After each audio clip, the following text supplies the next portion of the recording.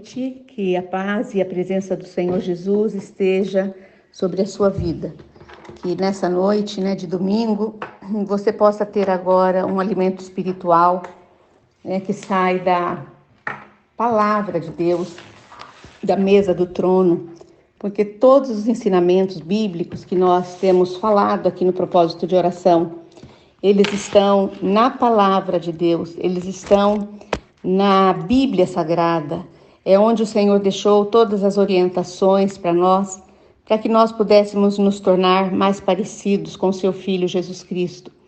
E para que nós pudéssemos conhecer também o trabalho de todos aqueles que tiveram durante o evangelismo, durante a época em que Jesus ressuscitou, e todos os apóstolos, eles saíam pregando, saíam ensinando as pessoas através do poder que o Senhor havia transformado a vida deles.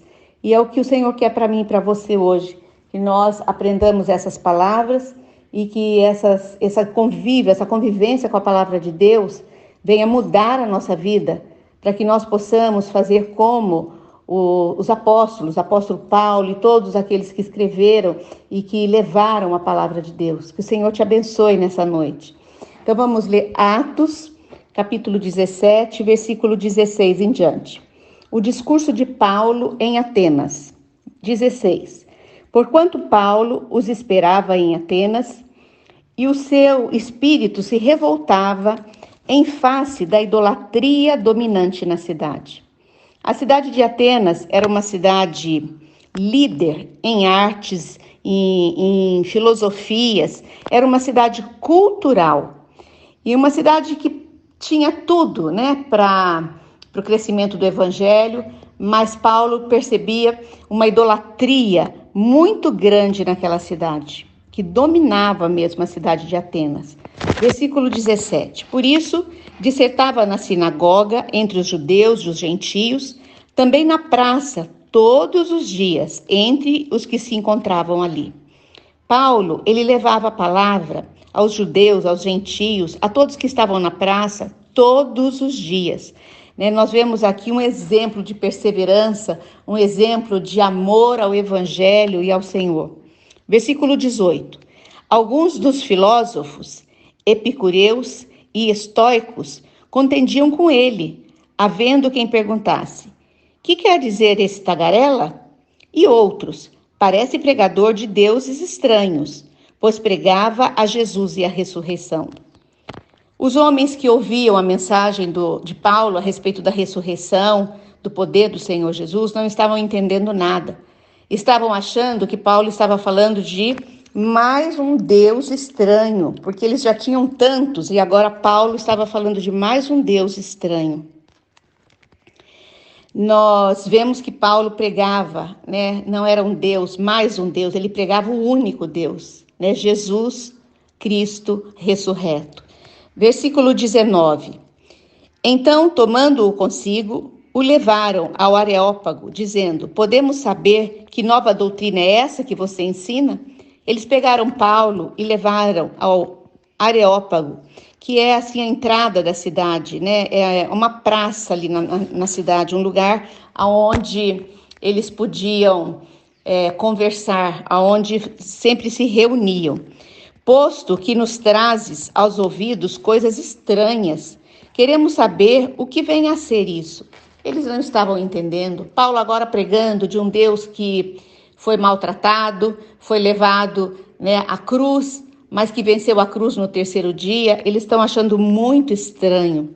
Versículo 21. Pois todos os de Atenas e os estrangeiros, residentes de outra coisa não cuidavam, senão dizer ou ouvir das últimas novidades. Eles estavam ali num comentário constante do que estava acontecendo.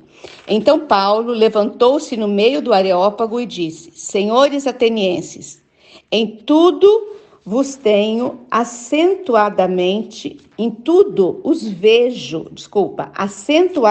religiosos. Paulo via em Atenas muitas imagens, e ele entendia que o que ele via ali ele não via no restante da Grécia. Era um povo muito idólatra. Versículo 23. Porque passando e observando os objetos de vosso culto, encontrei também um altar, no qual estava escrito ao Deus desconhecido.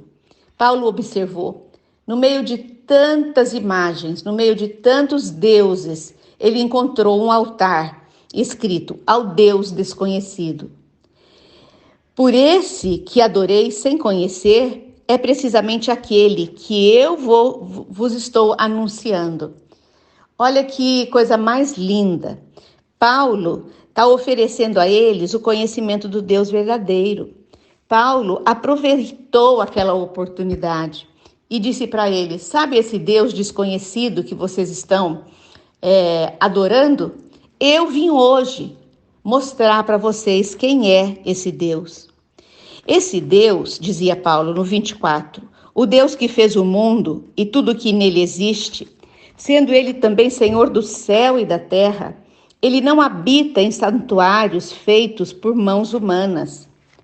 Paulo, nesse versículo, ele está declarando, que Deus, o Deus que ele está levando para os atenienses, é um Deus onipresente, presente em todos os lugares, é um Deus ilimitado no espaço, é um Deus infinito, é um Deus criador, é um Deus que é fonte de tudo que existe, é o Deus que toda vida tem origem nele, todo ser vivo tem origem nele, é um Deus que toda a vida do ser humano depende dele, é o Deus que é Pai da humanidade.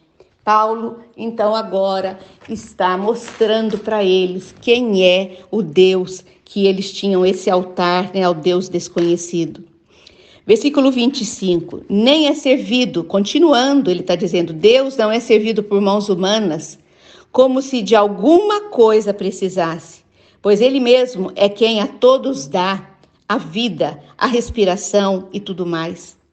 Que coisa mais linda, né? O nosso Deus, ele não precisa ser servido, porque ele nos serve, ele nos dá tudo.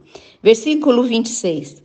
De um só fez toda a raça humana, para habitar sobre toda a face da terra, havendo fixado os tempos previamente estabelecidos e os limites da sua habitação. Quando Paulo diz que de um só fez toda a raça humana, Paulo está ensinando para eles que de Adão, o Senhor fez toda a raça humana. Que Deus tremendo, grandioso é esse. Versículo 27. Para buscarem a Deus, se porventura, tateando, o possam achar, bem que não está longe de cada um de vós. Paulo está dizendo que o propósito, de Deus é criar o desejo no homem de buscá-lo. Deus tem esse desejo no coração, que nós possamos ter vontade, ter determinação de conhecê-lo, de buscá-lo.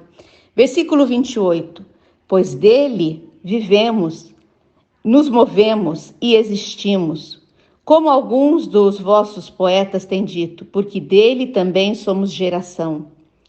Paulo está ensinando e declarando que nós dependemos dele, porque nele vivemos, nele nos movemos e nele existimos. O Senhor é a nossa vida. É isso que Paulo está ensinando.